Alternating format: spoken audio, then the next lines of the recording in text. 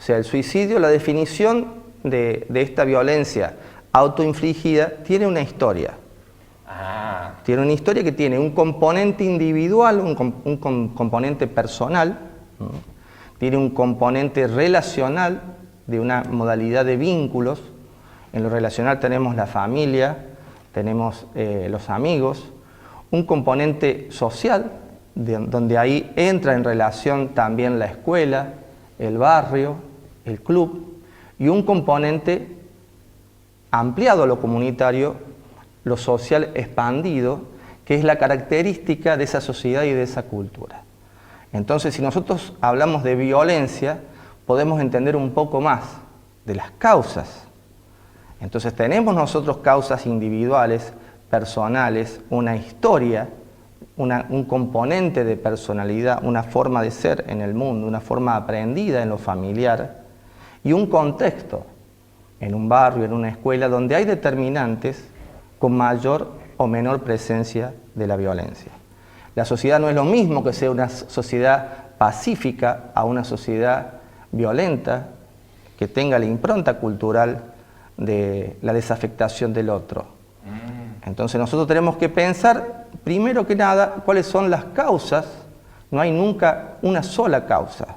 El proceso del suicidio es multidimensional y es múltiple. Por eso el determinante, por más que la persona deje una carta o unas líneas donde haga responsable a tal o cual persona o a tal o cual situación, eso no es así.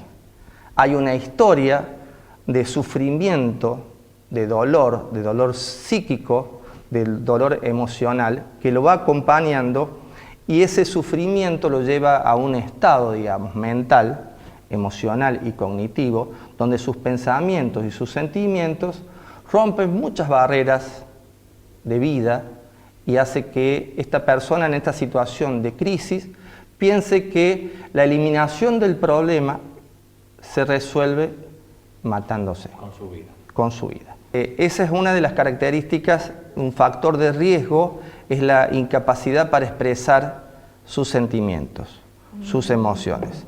Entonces las personas retraídas, que tienen algún nivel de... Como que están reprimidas. Claro, de temores, llenas de miedo, porque ha habido en su historia personal una represión y ha sido castigado en una familia rígida, en padres autoritarios, digamos, que no favorecían la expresión de la duda, del miedo, del dolor, del sufrimiento, se guardan esto y es, digamos, el principal factor de riesgo es no hablar sobre el tema. Por eso es tan importante estos espacios de prevención de las situaciones suicidas o de la problemática del suicidio, para recomendar precisamente estas escuchas activas, preguntar qué te está pasando, qué estás sintiendo. En cuanto a los alertas, digamos, inmediatos, son los cambios del estado de ánimo. Es decir, las personas que aparecen diferentes a lo que eran. Lo que antes le gustaba hacer lo deja de hacer. El aislamiento, el trastorno del sueño, para cualquiera de los dos lados.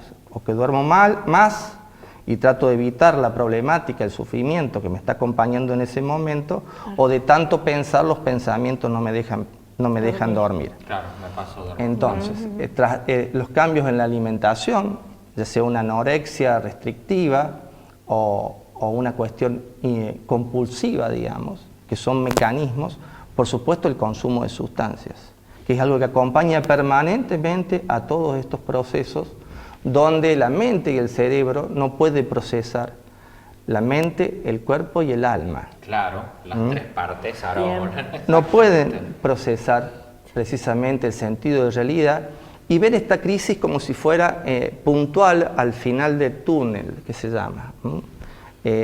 Piensan que esto es determinante y definitivo, que ese dolor, ese sufrimiento va a ser para siempre y no se va a poder resolver. Y ahí aparece lo de la desesperanza. Yo no puedo esperar a futuro, la proyección a futuro es negativa, es pesimista, es dramática y catastrófica. Entonces, Ante ese sufrimiento, que no me queda más que más dolor y sufrimiento, es que se toma la determinación, digamos, de ponerle fin a este problema que está amplificado y dramatizado, que le ocupa toda su mente y toda su existencia. Es un sufrimiento permanente y continuo.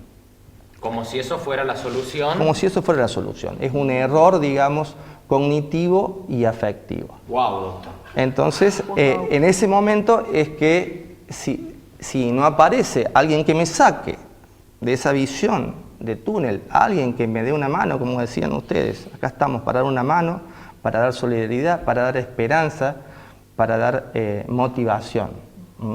En ese momento se hace muy difícil salir solo de esa situación.